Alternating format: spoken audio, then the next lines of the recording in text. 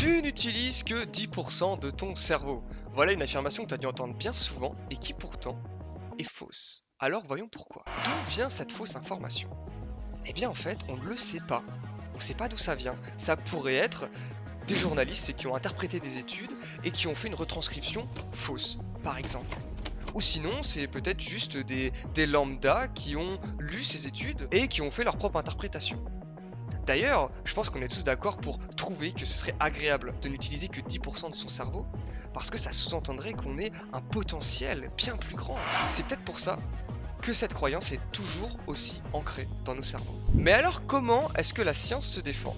Pour ça, on va utiliser une liste créée par un neuroscientifique qui s'appelle Barry Beierstein. Premier point de la liste, l'évolution. Il faut savoir que notre cerveau utilise près de 20% de notre énergie quotidienne pour seulement utiliser 10% de notre cerveau. Non, c'est pas possible, ça colle pas en fait.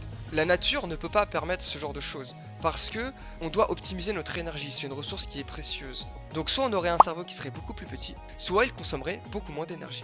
Maintenant, deuxième point tout aussi incontestable. Si on utilise les IRM pour scanner l'activité de notre cerveau, on se rend compte que au quotidien, quasiment la totalité de notre cerveau est utilisée, sauf par-ci par-là quelques petites zones.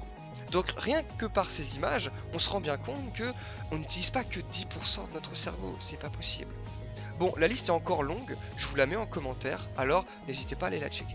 Et si cette petite vidéo t'a permis d'apprendre des choses ou de casser une croyance, eh bien abonne-toi parce que ce sera sûrement pas la dernière.